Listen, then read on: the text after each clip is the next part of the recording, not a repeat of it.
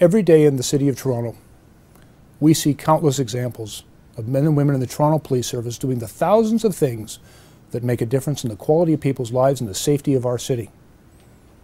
We see police officers going out, putting themselves at risk, reaching out to members of the community, helping a young kid get back on his feet, helping a poor person, a homeless person, the victim of crime. I'm proud of the work that we do. But unfortunately, we have seen over the past several weeks several examples of totally unacceptable behavior.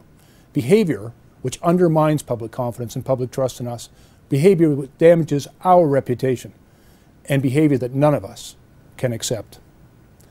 When several vehicles are pictured in the media showing police officers who park their cars at a pay duty and put a police vest over the front seat, clearly in an effort to avoid a ticket because the car is parked illegally, it demonstrates a totally unacceptable sense of arrogance and entitlement that causes the people of this city to wonder what type of people are serving them.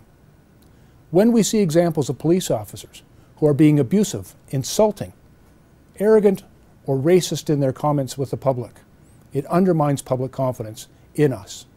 It changes a perception of how people see their police officers. And when we see examples where officers are abusing their authority, perhaps not telling the full truth in court, making an effort to cover up totally unacceptable behavior by removing a name tag or turning off a camera, it can only send a message to the public that we are not proud of what we are doing.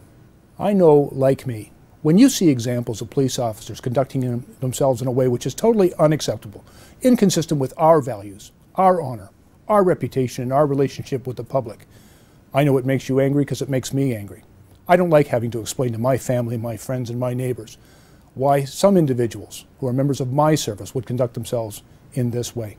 And I don't want to have to explain to those people that those values being demonstrated by those individuals engaged in such totally unacceptable conduct are members of my service. They do not reflect who we are. I want to assure you, as the Chief of Police, I'm ultimately responsible for the conduct of the men and women of this service, and I am quite prepared to hold people accountable for their actions. But we all have a responsibility here. None of us can afford to be bystanders.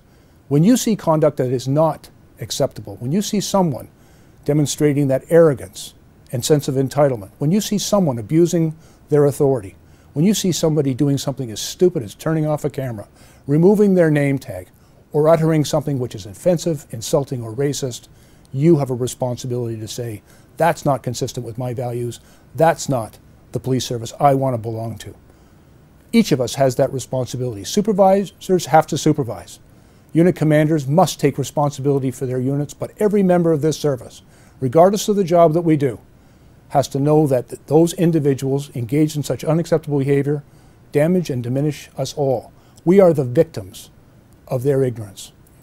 And I want the people in our organization who believe that they are somehow entitled to abuse the authorities so carefully earned by all of us. They have no right to do that.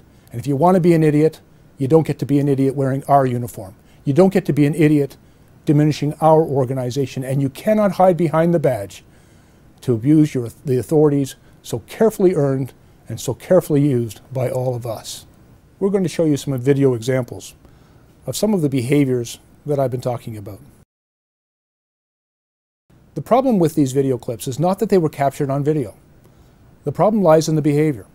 It's the behavior which damages our service. It's the behavior that damages your relationship with the people of Toronto. It is the behavior that undermines our ability, each and every one of us, to do our jobs, to serve the public with honor and integrity, to be proud of the organization we belong to and the uniform that we wear. It is the behavior we must all declare to be unacceptable. It's the behavior we all have to stand up to. And if we do that, we'll truly be worthy of the trust that the people have put in us.